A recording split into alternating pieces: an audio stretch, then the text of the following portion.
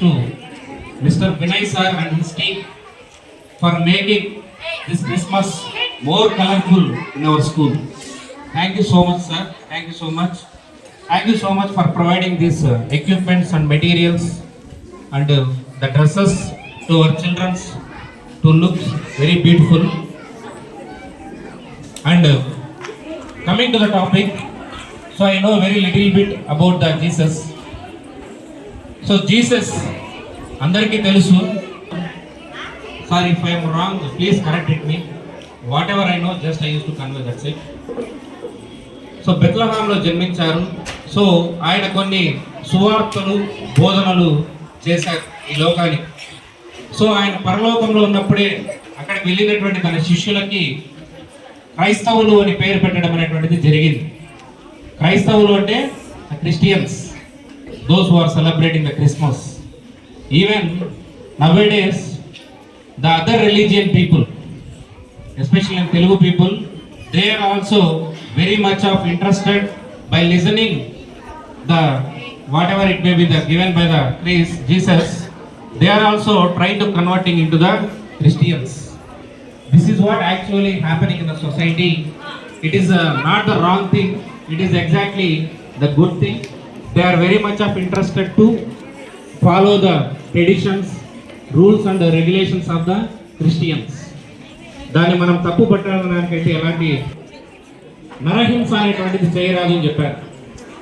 నరహింస అనేటువంటిది, నరహత్య అనేటువంటిది చేయరాదు అని చెప్పారు. తరువాత మనం చేసేటువంటి దానం ఏదైతే ఉందో అది అందరికీ మనం తెలిసి చేయాలి అనేటువంటిది ఎక్కడా లేదు అని చెప్పి కూడా దాచిపెట్టినటువంటి అణువును కూడా బయటికి తీసి సో ఆ అణువు ద్వారా నువ్వు నీ యొక్క ఆచార వ్యవహారాల్లో మార్పులు కానీ ఇలాంటివి ఏమన్నా ఉన్నా కూడా నువ్వు తీసుకురావచ్చు అని కూడా ఆయన చెప్పడం అనేటువంటిది జరిగింది. సో క్రిస్టియన్స్, క్రైస్తవులు ఎక్కువగా బైబిల్ అనేటువంటి గ్రంథాన్ని చదువుతారు, అది అందరికీ తెలిసిన విషయమే. సో మనం హిందువులుగా ఉన్నటువంటి మనము భగవద్గీతను ఏ విధంగా అయితే ఆరాధిస్తామో, తర్వాత ముస్లిమ్స్ అయినటువంటి వాళ్ళు ఖురాన్ని ఏ విధంగా అయితే ఆరాధిస్తారో, అలాగే క్రైస్తవులకు కూడా ఒక గ్రంథం అనేటువంటిది ఉంది. దాన్ని మనం ఇక్కడ బైబిల్ అని చెప్పి పిలుస్తాం.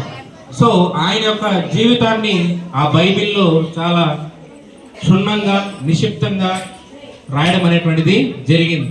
ఒకసారి మనం ఆ బైబిల్ గ్రంథాన్ని తీసి చదివితే అందులో ఆయన యొక్క గొప్పతనం అనేటువంటిది మనకు ఖచ్చితంగా తెలుస్తుంది. ఇక్కడ ఎవరి మతం, ఎవరి ఇది అనేటువంటిది వాళ్ళకి చాలా గొప్పగానే ఉంటుంది. కానీ as a citizen of India, భారతీయులుగా ఉన్నటువంటి మనము, భారత పౌరులుగా ఉన్నటువంటి మనము ప్రతి ఒక్క మతాన్ని తప్పకుండా మనం గౌరవించాలి. వారి యొక్క ఆచార అలవాట్లను మనం కూడా తప్పకుండా గౌరవిస్తూ ముందుకు అనేటువంటిది వెళ్ళాలి. సో మా మతం గొప్పది, మీ మతం గొప్పది అనేటువంటిది ఎక్కడా లేదు. మనం మానవులుగా పుట్టాము. సో మనకి మనిషిలో ఉన్నటువంటిది రక్తం అనేటువంటిది ఎరుపు రంగులోనే ఉంటుంది. అక్కడ మతం అనేటువంటి ఎలాంటి రంగు మనకు కనిపించదు. ఎవరిని కోసినా, ఎవరికి ఏమైనా కూడా రక్తం అనేటువంటిది ఎరుపు రంగులోనే ఉంటుంది.